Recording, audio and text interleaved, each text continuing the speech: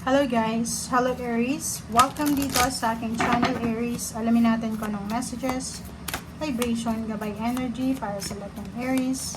Ito ay general reading, so pwede kang makaresonate. Alamin natin Aries yung supermoon reading para sa lahat ng Aries. Kasi yung supermoon, yung full moon ngayon is nasa sign mo Aries. So, alamin natin kung ano yung pwedeng dala nito sa'yo. Okay? Medicine woman or men. Oh, wow. Ang galing na ito kasi tingnan mo to. Ano to eh? Living or travel. Comment down below Aries. Nakikita ko yan, kinikilabutan ako. Hindi ko lang bakit gano'n. May nakikita ko sa'yo dito. It's either may health problems ka. Okay? Health problems ka. And posibleng may isang miracle na mangyari sa'yo. May healing dito eh. It's either, kasi dream catcher siya eh. Kung ano yung minamanifest mo or pwedeng isa kang estudyante, nag-aaral ka bilang isang doktor or nurse, caregiver, nakikita ko sa'yo dito na makukuha mo kung ano man tong pinapangarap mo or goals mo sa buhay.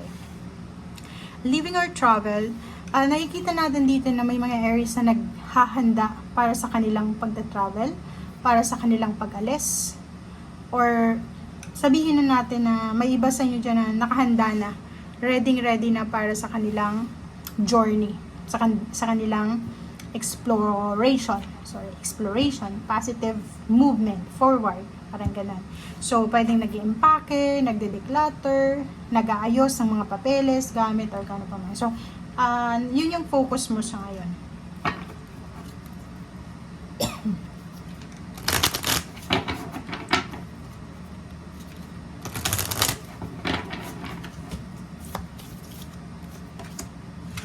Wow, congratulations Aries, 'di ba? Ang galing ng ng supermoon sa energy mo kasi kuhang-kuha mo lahat. Tingnan mo yung abundance. Sinasabi ng Brasa 'yon na ang blessings na posibleng matanggap mo from supermoon in Aries is ma-enjoy mo yung beauty and bounty of life, yung abundance of life, okay? So, wag kang masyadong matakot kung halimbawa na medyo gipit ka or ginigipit ka.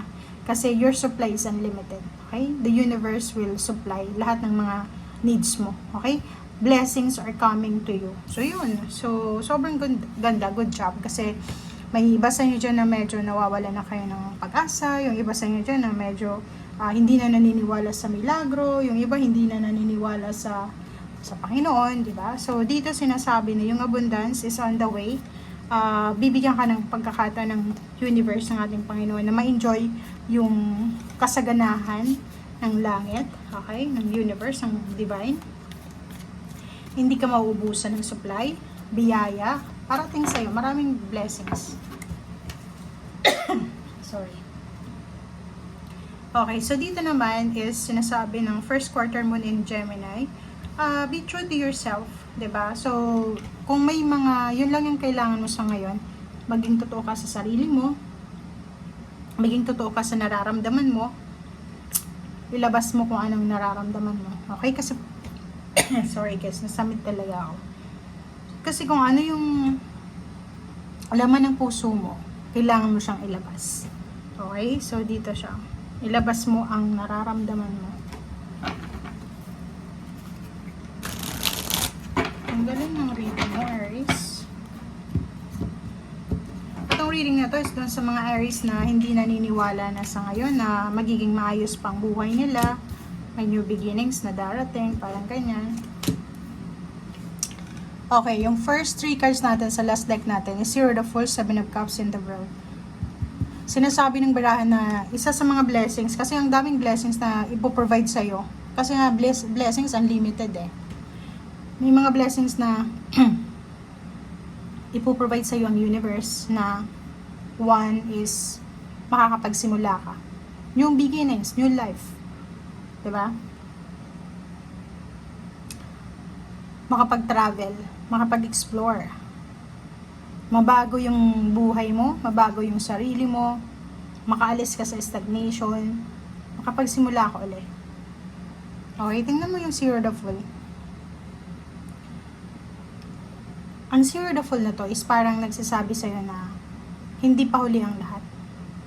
hindi pa huli ang lahat. Makukuha mo kung ano yung deserve mo.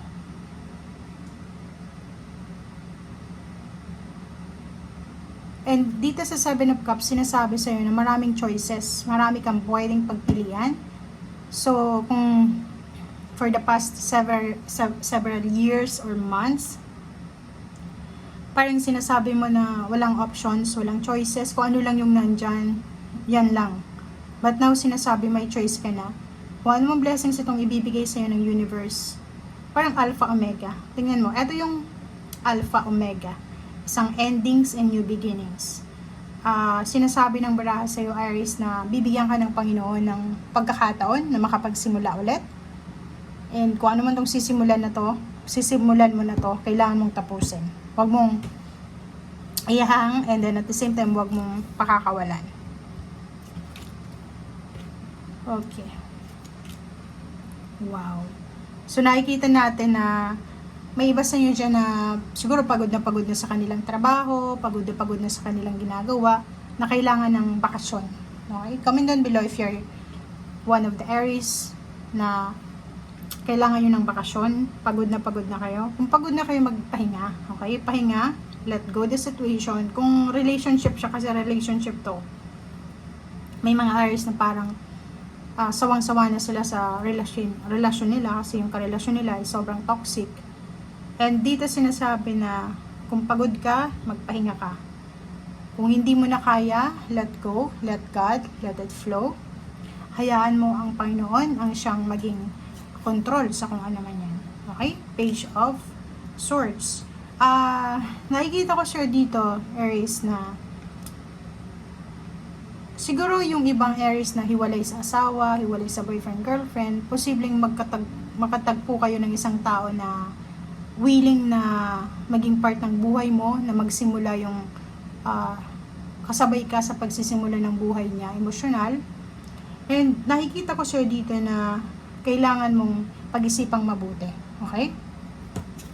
Okay, so Ten of Cups and Seven of Pentacles. So sinasabi sir dito ng baraha Aries na mag-focus ka muna sa career mo sa ngayon, and at the same time mag-focus ka sa pamilya.